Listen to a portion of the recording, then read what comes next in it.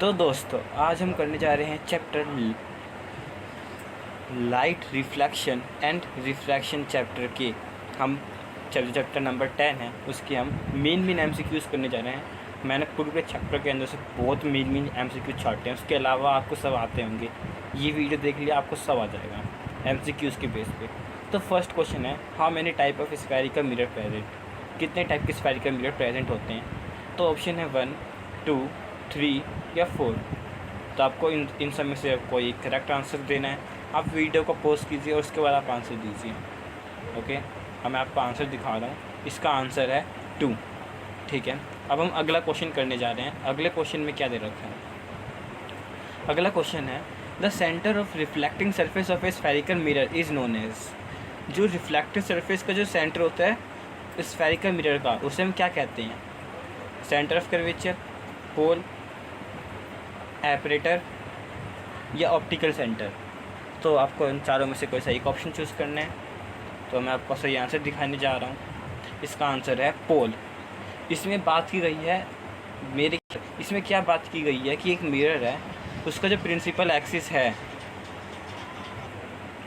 उसमें जो सेंटर है, मतलब कि जो उसमें सेंटर है, मतलब कि जो ये वाला जो पॉइंट है उसकी बात की गई है। तो इसमें इस वाले पॉइंट को क्या कहा जाता है? पोल कहा जाता है। ठीक है, अब हम अगला क्वेश्चन देखते हैं। अगले क्वेश्चन में दे रखा है, the centre of curvature in convex mirror found in. जो सेंटर ऑफ कर्वेचर होता है कॉन्वेक्स मिरर में, वो कहाँ पाया जाता है?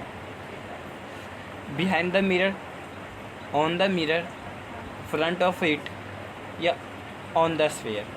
तो आपको इन सब में से सही आंसर देना है। तो इसका जो सही आंसर है वो है बिहाइंड द मिरर। ये कैसे? जैसे कि हमारे पास एक मिरर है, ये हमारा कॉन्वेक्स मिरर है, इसमें ये हमारी प्रिंसिपल एक्सिस है, ये हमारा ऑब्जेक्ट है।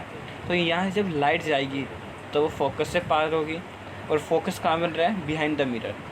और जो सेंटर ऑफ कर्वेचर है और जो दूसरी रे है वो कहाँ से जा रही है? सेंटर ऑफ कर्वेचर, वो कहाँ पे है? Behind the mirror. तो इसका सेंटर ऑफ कर्वेचर है वो कहाँ है? Behind the mirror. ठीक है, ये आप देख सकते हैं, ये रहा सेंटर ऑफ कर्वेचर। अब हम अगला क्वेश्चन देखते हैं। अगला क्वेश्चन है, the centre of curvature in convex mirror found in. जो सेंटर ऑफ कर्वेचर होता है कॉन्वेक्स मिरर, वो कहाँ फाउंड होता है? Behind the mirror, on the mirror, front of it या ऑन द स्फीयर। तो इसका आंसर है फ्रंट ऑफ इट। कैसे? जैसे कि हमारे पास एक कॉन्वेक्स कॉनकेव मिरर है, उसके अंदर ये हमारा प्रिंसिपल एक्सिस, ये ऑब्जेक्ट। तो जो रे है वो पहले फोकस हो जाता है, और जो सेंटर ऑफ कर्वेचर, तो इसका जो सेंटर ऑफ कर्वेचर है वो कहाँ पे है? फ्रंट ऑफ मिरर, मतलब कि उसके आगे है। ठीक है, इस जगह पे। तो इसलिए ये कहाँ पे? Front of the mirror. अब हम अगला क्वेश्चन देखते हैं। अगला क्वेश्चन है, the focal length is represented as. जो फोकल लेंथ होती है उसे कैसे रिप्रेजेंट किया जाता है? एफ, डी, एफ और एल। तो डी एल तो हो ही नहीं सकता, मेरे ख्याल से कब पता चल चुका होगा। तो कैपिटल और स्मॉल एफ, इन दोनों में कन्फ्यूज़न होगी। तो ये मेन पॉइंट है, जो फोकल लेंथ होती है वो किससे रिप्रेजेंट होती है? वो स्मॉल एफ से रिप्रेजेंट होती है। ठीक है, और जो फोकस होता है वो किससे रिप्रेजेंट होता है? वो एफ से रिप्रेजेंट होता है। मतलब कि जैसे कि यहाँ पे देख सकते हैं, ये हमारे पास जो ये मिरर था, ये चीज़ है ना, इतनी पार्ट, ये होता है फोकल लेंथ। तो ये किससे रिप्रेजेंट होता है? ये होता है स्मॉल एफ से। और जो ये पॉइंट है ये किस चीज़ से रिप्रेजेंट होता है? ये कैपिटल एफ से रिप्रेजेंट होता है। ठीक है, अब हम जा रहे हैं अगला क्वेश्चन पढ़ने के लिए। ठीक है, तो हमारे पास जो अगला क्वेश्चन है वो है, the diameter of the reflecting of a spherical mirror is known as. जो डायमीटर होता है रिफ्लेक्टिंग का स्फेरिकल मिरर का, उसे क्या कहते हैं? रेडियस ऑफ कर्वेचर, एपरेटर, डाइपोट्री या फोकल लेंथ। तो जो डायमीटर होता है उसे क्या कहते हैं? आपको आंसर चूज़ करना है। तो इसका सही आंसर है एपरेटर। जैसे कि देख सकते हैं, ये हमारे पास प्रिंसिपल एक्सिस और ये हमारा पास जो ये मिरर है, इसमें बात की गई है ये दो पॉइंट ए और बी, इसकी बात की गई है। ई से लेके बी तक को जो स्फेरिकल का जो पार्ट है उससे क्या कहते हैं? इस क्वेश्चन में उसकी बात की गई है, तो उसे क्या कहते हैं? हम एपरेटर कहते हैं। अब हम अगला क्वेश्चन देखते हैं। अगला क्वेश्चन है हमारे पास, in which case virtual and erect image formed in concave mirror. कौन से केस में वर्चुअल और इरेक्ट इमेज फॉर्म होगी कॉनकेव मिरर के अंदर? तो हमारे पास ये है बिटवीन पोल एंड एफ, मतलब कि focus, between centre of curvature and focus, beyond C या एट एफ। तो कहाँ पे हम रखेंगे ऑब्जेक्ट को, ताकि जो हमारा जो इमेज है वो इरेक्ट और वर्चुअल फॉर्म हो कॉनकेव मिरर के अंदर। तो जिसका सही आंसर है वो है बिटवीन पोल एंड फोकस। अब हम अगले क्वेश्चन को देखते हैं। Which type of mirror is present in torches vehicles headlights? कौन से टाइप की जो मिरर होती है वो यूज़ की जाती है टॉर्चेस के अंदर और व्हीकल्स हेडलाइट्स के अंदर?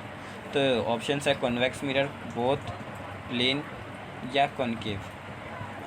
ये बोथ ऑप्शन ऐसे गलत आ चुका है, ऑल आना चाहिए था। तो इन सब में से कौन सा ऑप्शन आपको करेक्ट लग रहा है? आप वीडियो को पॉज करें और उसका आंसर दें। तो इसका सही आंसर है वो है कॉनकेव मिरर। अब हम अगले क्वेश्चन को देखते हैं।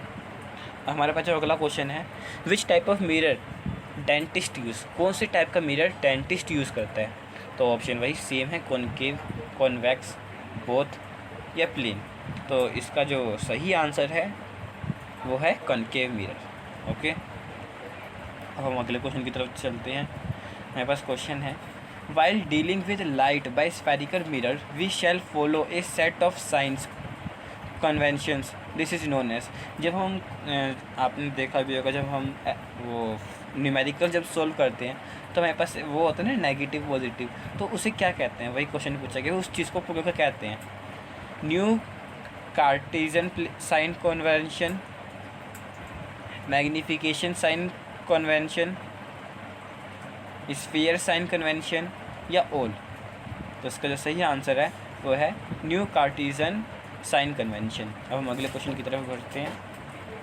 हमारा जो अगला क्वेश्चन है, the negative value of magnification of image is a sphere is real image, virtual image, erect image या नॉन ऑफ दिस? तो दोस्तों इसका सही आंसर है वर्चुअल इमेज। जो नेगेटिव वैल्यू होती है मैग्निफिकेशन की इमेज की, वो कहाँ पे होती है, वो कैसे होती है? Virtual image. ठीक है, इसमें स्फीयर की बात की गई है। ओके, इस incident ray is equal to emergent रे? क्या इंसिडेंट रे होता है वो एमर्जेंट रे के इक्वल होता है? आपके पास ऑप्शन है true, false, may be no या मे बी येस। तो इसका जो सही आंसर है वो है ट्रू। जो एमर्जेंट रे होती है वो इंसिडेंट रे के इक्वल होती है। ठीक है, अब हमारे पास अगला क्वेश्चन है, if medium 1 is vacuum then the refractive index of the medium 2 is considered with respect to vacuum, this is known as diverging index, refractive index,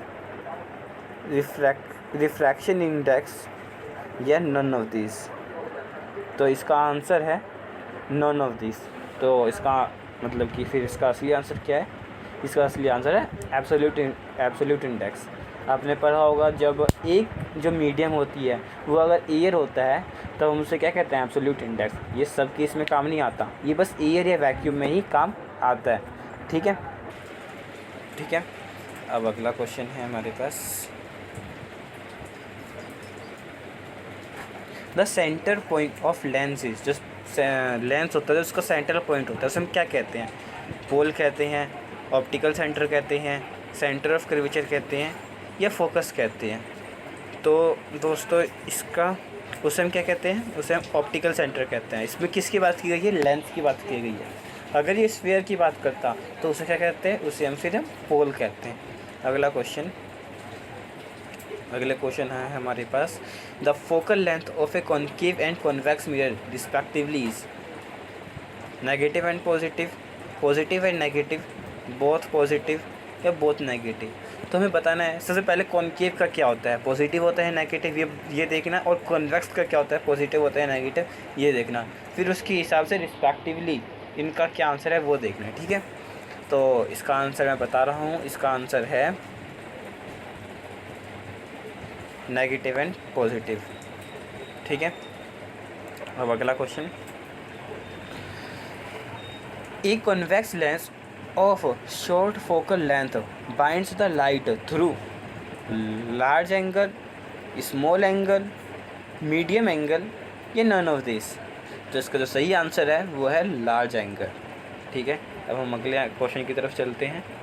अगला क्वेश्चन है, the SI unit of power of lens is, dioptre, metre, mm, mh। तो इसका जो सही answer है वो है डाइपोट्री। ठीक है, इसी के साथ आपका शुक्रिया, आपने हमारे वीडियो आया और हमारे वीडियो देखा। अगर आप बोले तो मैं इस चैप्टर का पूरा एक्सप्लेन करके आपको शॉर्ट में बता सकता हूँ। शॉर्ट वीडियोस होगी जिसमें मैं आपको पूरा चैप्टर एक्सप्लेन करूँगा। तो अगर आप चाहें तो आप कमेंट करके बता सकते हैं कि चैप्टर बनाना है शॉर्ट में या नहीं बनाना है, वरना मैं अगले चैप्टर के MCQs बेस्ड क्वेश्चन बनाऊंगा जो इम्पोर्टेंट है। और ये सब ये जो मैंने MCQs बेस्ड क्वेश्चन आपको बताए हैं, ये पूरे चैप्टर के सबसे ज़्यादा इम्पोर्टेंट क्वेश्चन है। तो आपका थैंक यू।